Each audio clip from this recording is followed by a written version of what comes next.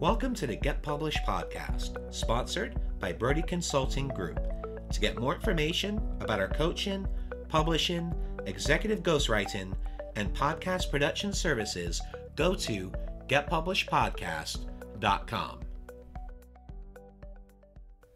Hello, I am Paul Brodie, and thank you for joining us for another episode of the Get Published podcast, where we help authors get published with a proven system that works. Today, we're being joined by Michael Philip Sheridan, author of My Journey to Awakening. Michael, welcome to the show. Thanks for having me. Are you ready to get started? I think so. All right, let's do it. Question number 1. What is the one piece of advice that you would give to a first-time author who is currently writing their book? Take your time and write the book exactly the way you want to write it. Don't take bad advice from people who have never written books.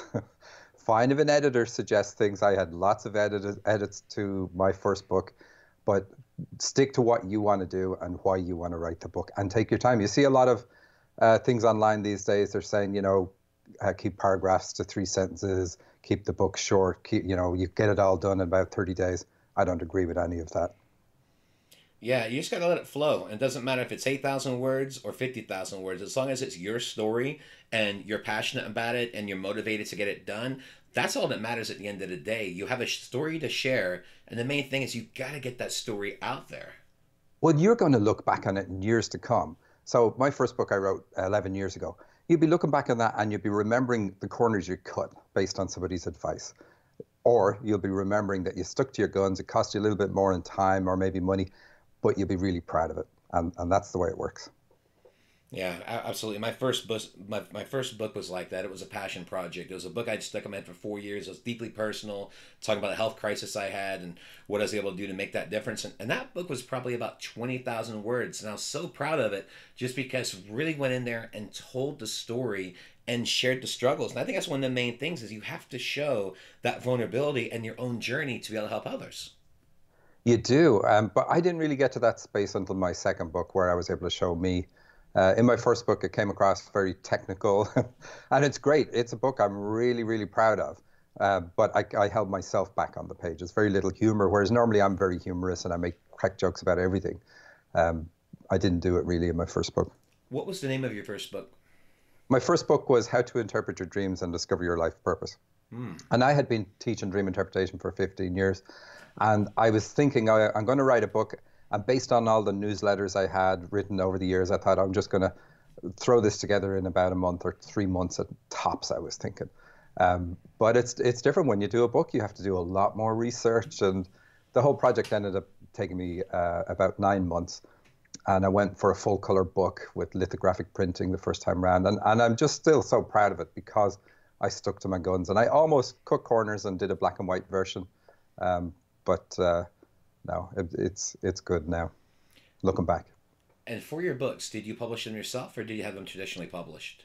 I did publish them myself. I was approached by a publisher before I wrote my first one. And so I thought I was writing it for a publisher, but about 6 weeks in, I knew I wasn't. And that kind of unshackled me. It bummed me out, of course. But I then wrote the book that I wanted to write rather than a book that I thought somebody else would want me to write. So it gave me a push, like the cosmos gave me a push to write a book that I probably wouldn't have written. But like I said, I've been teaching the subject for 15 years, so I thought this was going to be like a farewell and I'd be moving on to other things. But instead, writing the book and writing it properly got me more into dream interpretation than ever before. And here we are 27 years into it, and I'm more passionate about it when I wrote the first book. In fact, I'm writing another book about dream interpretation right now.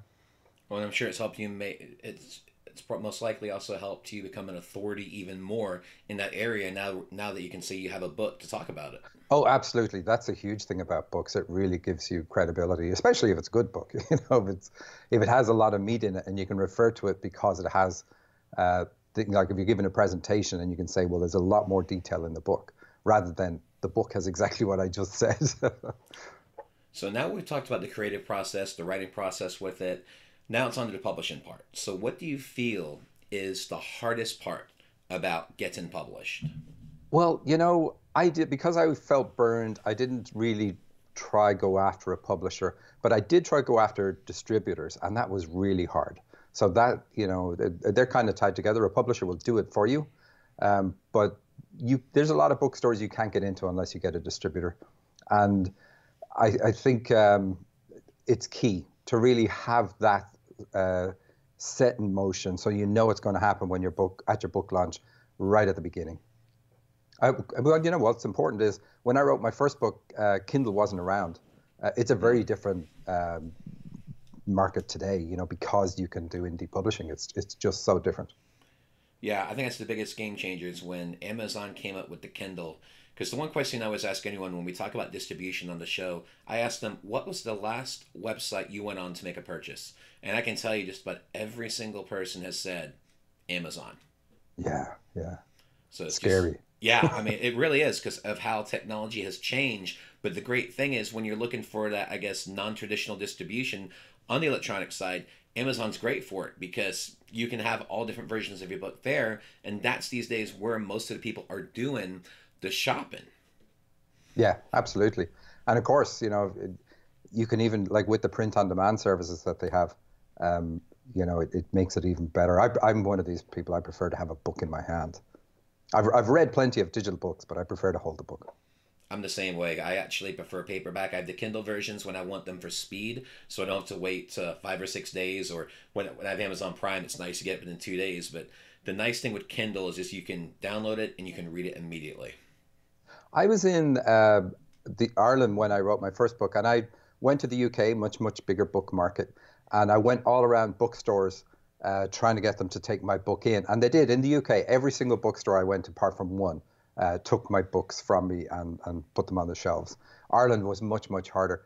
I don't think people realize how much easier it is today to get your book into bookshops. And that's why I say you need a distributor if you want to get it into bookshops, because certain bookstores will only order through a distributor. Yeah, I was going to ask you. So you mentioned you went to the UK and you took your books in. What was your strategy? So how many books did you take to these stores and what was your process? Because obviously they all said yes. So clearly you had a system in place. Well, here's the thing. Yeah, I mean, I was passionate about the subject and it was new. I was on the TV and radio a lot. But I still didn't have a distributor because I wasn't sensible enough to go after that in advance. But so it took me about 3 or 4 months to get a distributor. And that's why I'm saying it's important to have that at the start, because when your book comes off the press the first time, that's when you have all the momentum. So you really need to have all the avenues available at the same time so that people who want to get your book can get it no matter what way they want to get it. But my strategy was really just go to the bookstores with my book. It looked great. It's full color, lithographic printed, really good. And I brought enough copies for every bookstore to, take about 3. Some bookstores wanted 12, but that was great. I just ordered them there and then to be delivered to them. And in England, people were much more open. They realized we sell books and we're happy to take in a new book. In Ireland, I don't know why, but in Dublin, it's a big city, just like London, and I mean, smaller than London, but it was very hard to get it into bookstores. And, I was asked crazy questions like, how do I know that you have the knowledge to write about that subject? And I was asked that, for instance, in Hodges Figgis, a huge bookstore, Dublin's biggest bookstore probably. And they have thousands and thousands of books. And I was just thinking to myself, there is no way they've asked that about anybody else that has a book in this store, because they just wouldn't have the time. But it's surprising what you can come up against. And that's why I think one of the big reasons digital printing, digital books took off, apart from the ease, it allows the authors get their book in front of people. Yeah, it's funny how it's changed, but yeah, I wanted to ask you about that because I always like the old school strategies, and because I still feel they should be utilized at times, because old school networking is the same way, going to networking events, the same thing with getting your book out there. If you want to get your books outside of Amazon, then go to local bookstores, go to these smaller stores, because you can totally do that. Take 10 or 15 books, go, hey, do you mind if you guys distribute these? Most likely they're going to say yes. I mean, they will. Yeah. Especially if they're a small bookstore and it's in their niche. So I found the best bookstores that would carry my book were little bookstores that were, say, like near Newgrange in Ireland. Their placement was perfect for the subject matter. And a big bookstore, wouldn't sell nearly as many. So it's kind of surprising who will sell more copies of your book. Yeah, absolutely. And I appreciate you sharing that with us because now we're going to go from distribution to the funnest part, of course, and that is marketing. So please share a marketing strategy that you have used in your book launches that has worked well. So, having learned a lot from the first time around, the second time around, I created a Facebook group, brought a lot of friends in, some people that were on my newsletter list and so on, brought them in and kept them informed of my progress as I was finishing my second book. And then I got them to read it when it was finished, kind of like in last kind of draft version, and had that all done, had them all ready with that and keyed and ready to write reviews so that when it finally was released on Amazon, people could put reviews up quickly. And there was a lot of people purchasing it because I had told people about it. So you want to have like a Facebook group. So I had another group that people, not the people who were reading the book looking for errors and that sort of stuff, but I had a second group of people who were interested in my work, and then a newsletter list. And I think the newsletter list is really the best one. I had 10,000 people on a newsletter list for my first book launch. When you can email that many people and say my book is available, the purchases will come pretty quickly. And I got to second place on Amazon on my second book, but I couldn't get it in the category that I wanted it in. It would have got to first place if I was in that. And if you ever get to first place, even just briefly, you're going to get a #1 bestseller badge on your book, which is really key. That's what I was shooting for. So I think keep them getting as many people as possible keyed up for your launch, at least for digital, is very, very important. Yeah, absolutely. And I love the fact that you had multiple Facebook groups. So you had one for the beta readers, then you had another one that actually came in from your email list. Is that correct? Exactly. Yes. Yeah. So of those 10,000 readers, how many were you able to funnel into the Facebook groups?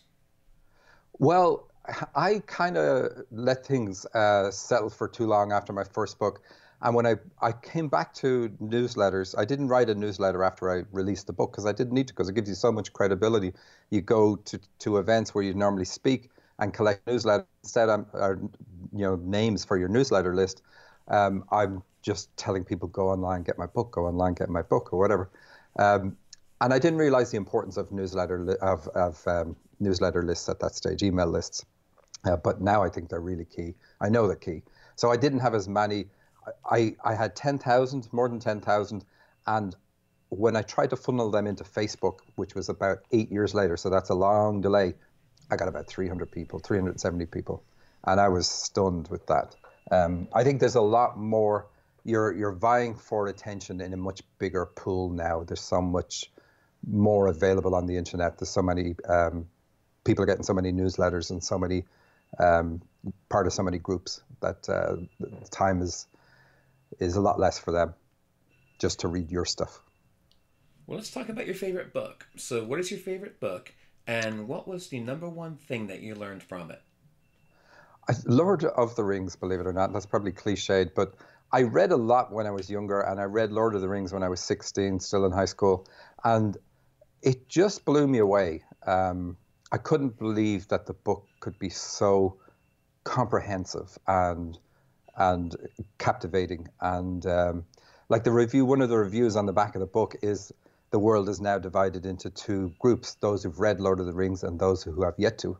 And it was a brilliant review written by, I think, an English newspaper. But it really pulled me in, and I loved that about the book. There was 3 books in it at the time, but just that you could lose yourself in that. And also the fact that the author took his time to write it. He wrote parts of it in the trenches during the war.